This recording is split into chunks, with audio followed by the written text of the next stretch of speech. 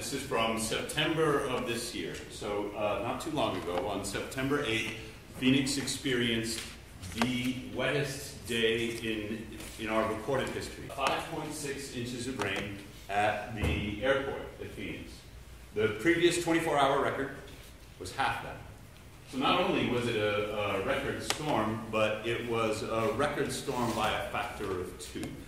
This made me think, what are our storm expectations in Phoenix? And I downloaded this depth duration frequency diagram from the National Oceanic and Atmospheric Administration. It shows us what sort of precipitation for our area in Phoenix we can expect. And if we look at the 24-hour line, it will give us the return period of any particular depth of precipitation. Right up here at the 1,000-year storm, so this is the storm that we expect a 1 in 1,000 chance in any particular year, or to occur once over 1,000 years. And with 24 hours ago, well, that's about a little under 5 inches. This means that the September 8th storm plotted right up here, 5.6. We have to extrapolate these curves. You can see that between the light blue and the gray is 500 to 1,000.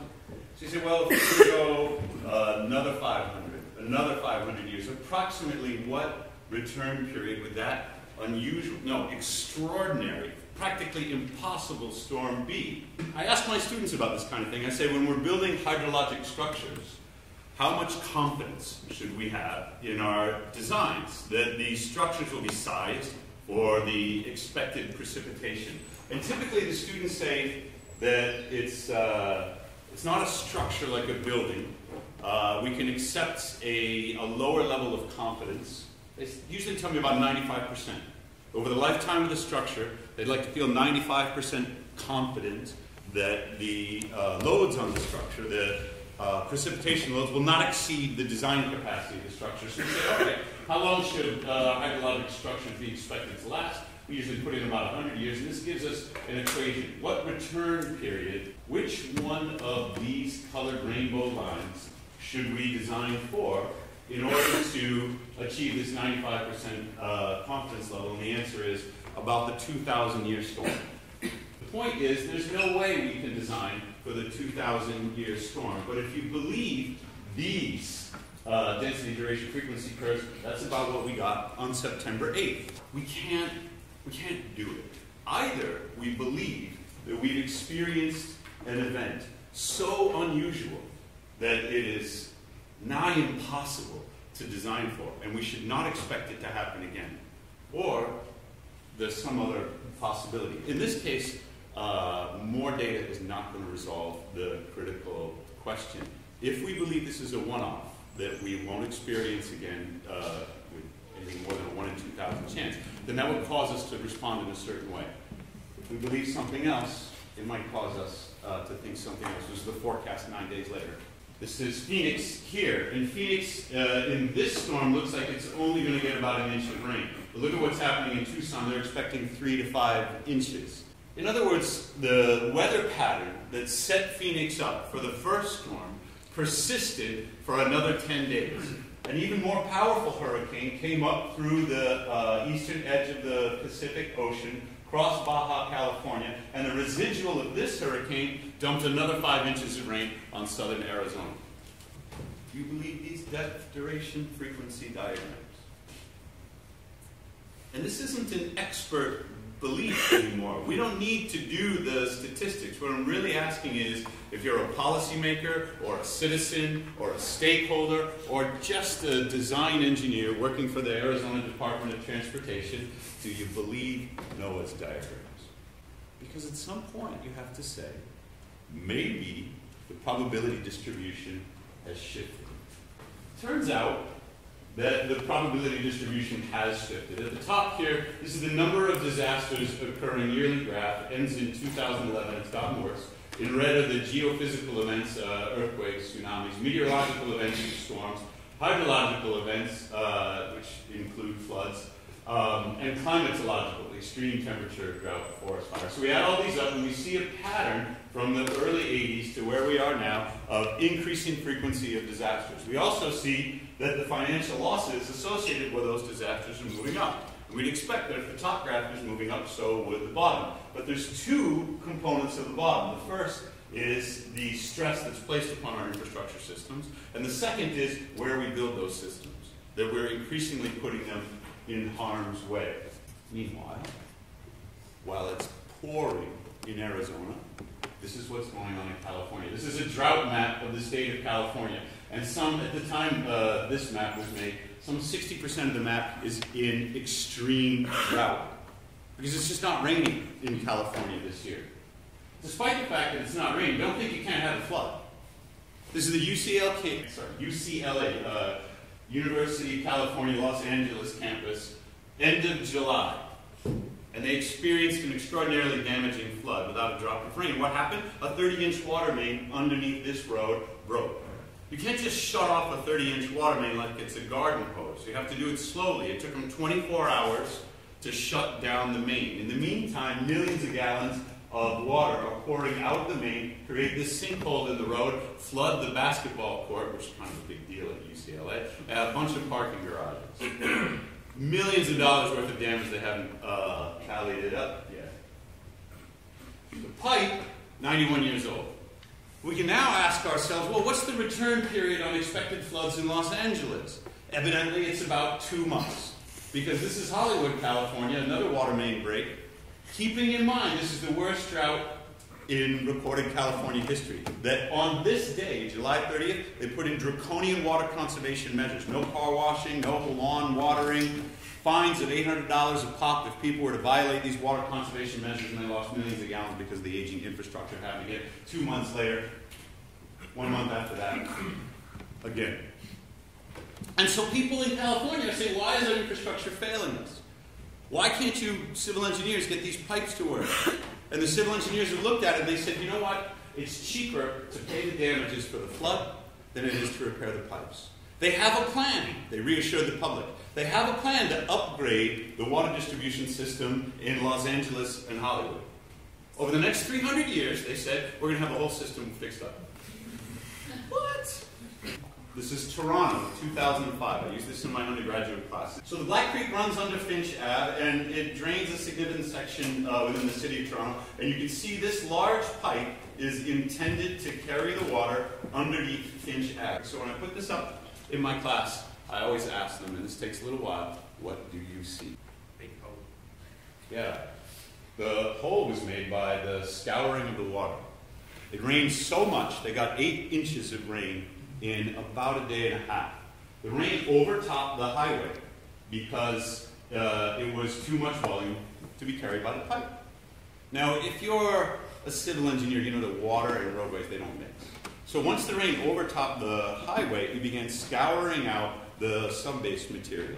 Once the asphalt was undermined, you can see these kinds of cracks here. Once those cracks opened in the roadway, it began scouring out the embankment.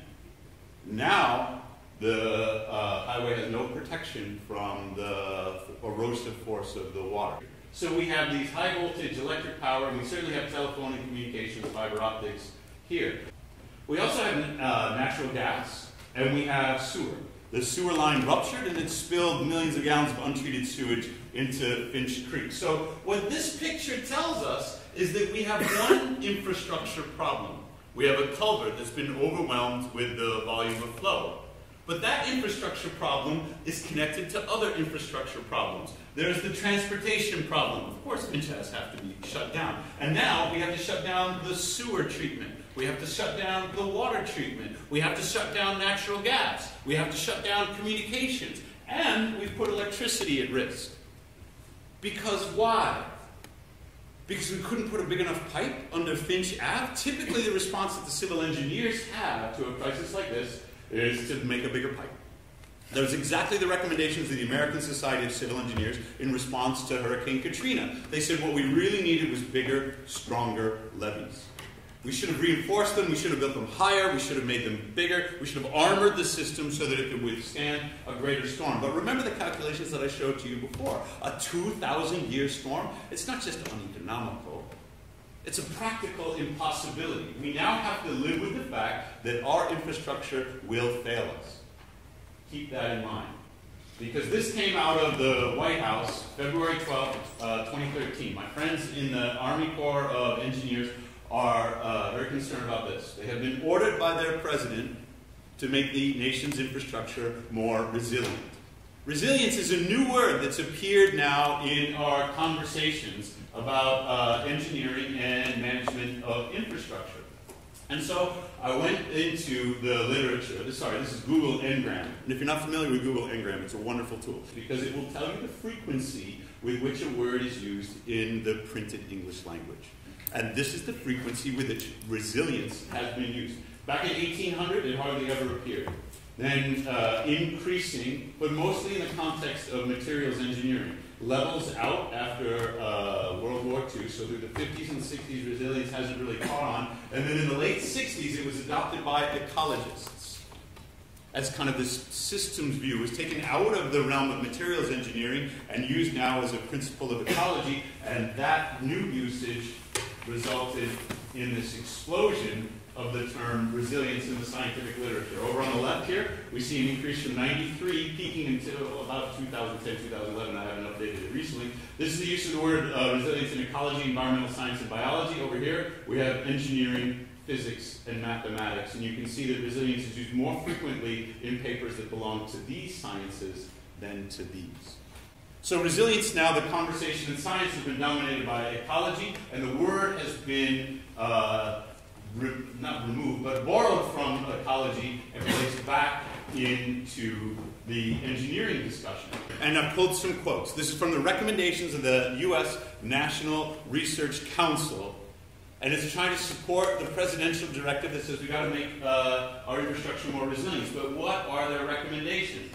When we get to the recommendations portion, they tell us we need to reduce risk. We need to do things that are risk-based and reflect risk. And we need to better develop our quantitative risk models. Well, I have risk models. I showed you the calculations.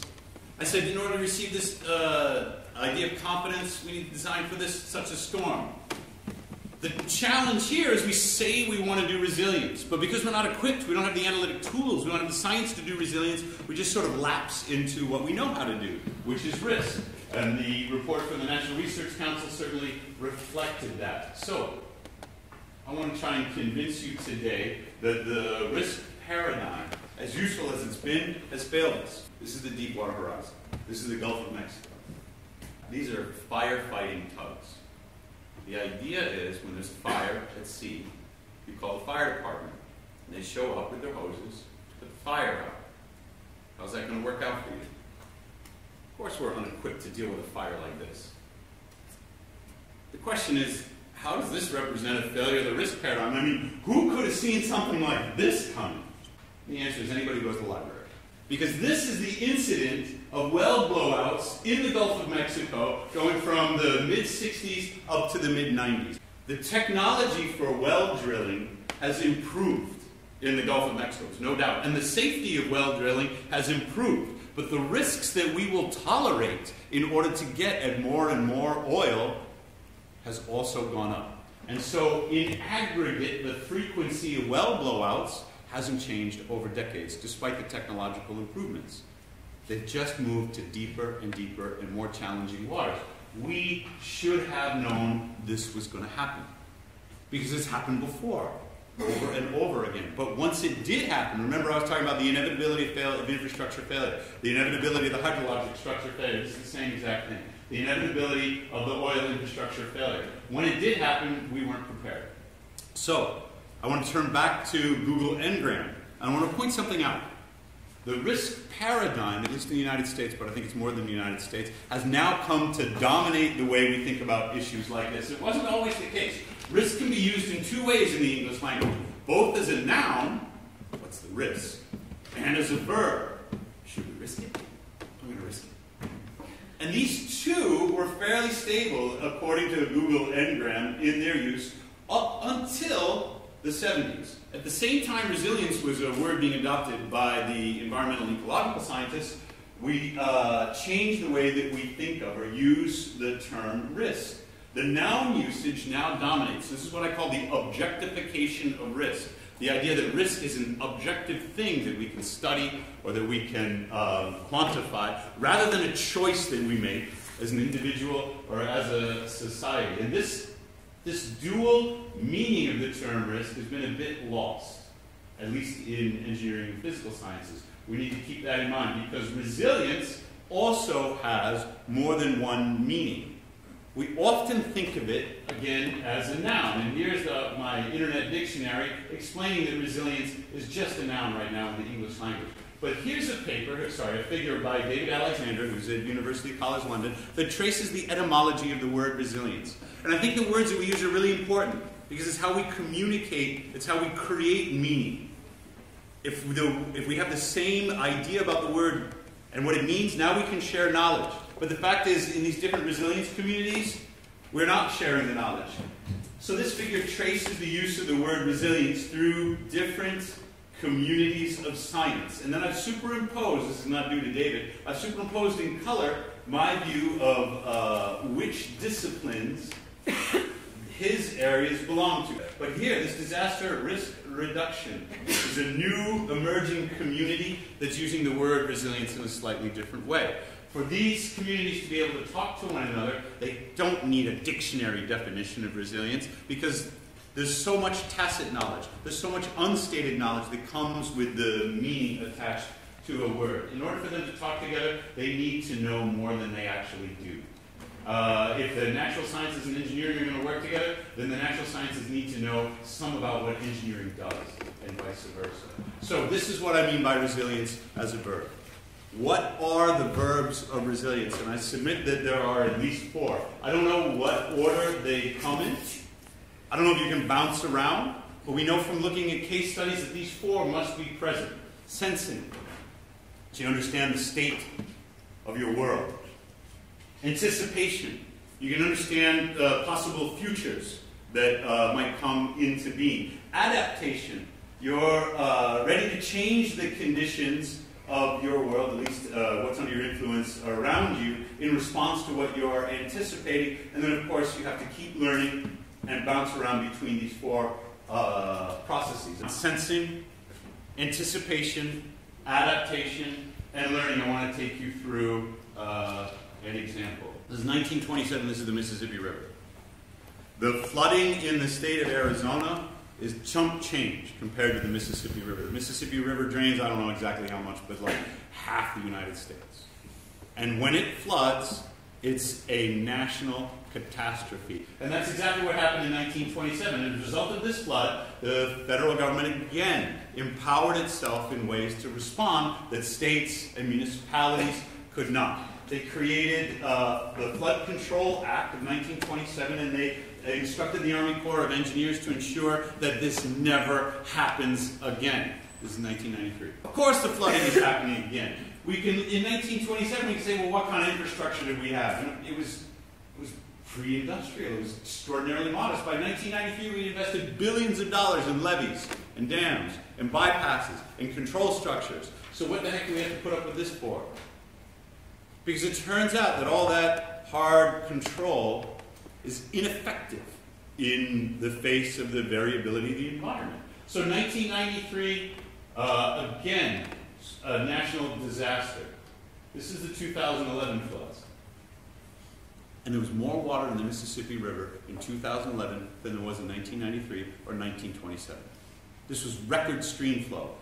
It doesn't look anywhere near as bad. We got a little puddling problem.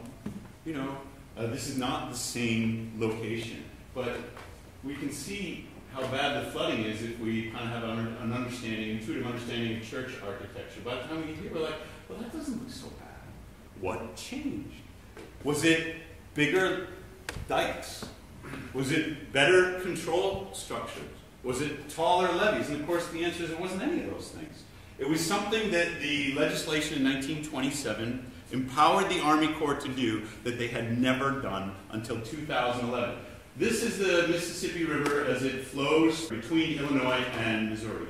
And this on the map is called the New Madrid floodway. It's a sparsely populated section of Missouri that the 1927 legislation allows the Army Corps to flood. And it had never been activated, even though it had been authorized, until 2011, when the Major General in charge of the Army Corps said, now is the time. And they put explosive charges here, here, and here. This one was to let the water in, and these two were to let the water out. How do you think the people, there's something like, well, there are hundreds of households within the New Madrid floodway. How do you think they felt about it? Not so good. Elizabeth is like, if I was there, I'd be kind of pissed.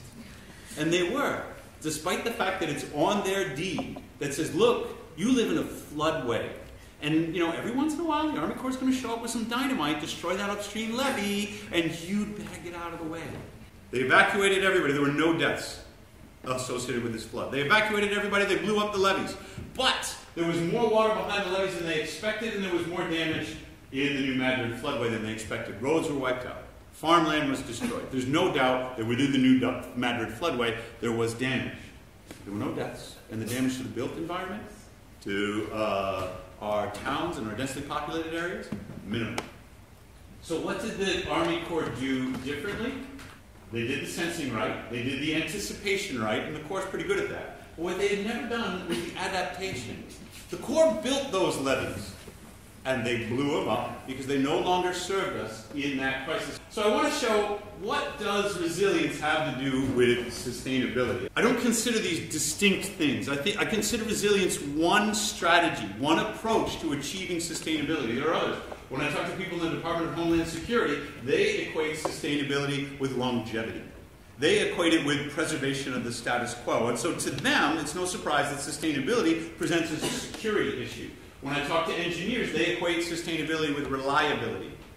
They want functionality, not just security. So we have different normative approaches to what sustainability is. And I see resilience here as one of those, somewhere between the typical engineering approach and this sort of deep ecology or innovation approach. Because this, I think, is what we can do at this point.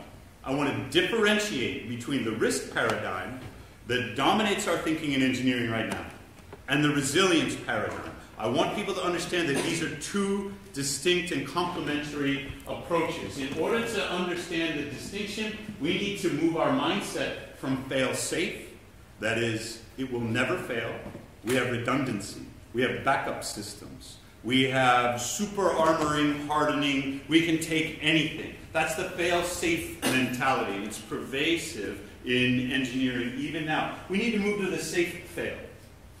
What are the modes of failure going to be when failure occurs? When our hydrologic structures are overwhelmed? What are the other systems that we're going to put at risk? How do we adapt so that we minimize the damage? And that's the distinction between Finch Ave and the Black Creek and the New Madrid floodway in response to 2011 floods.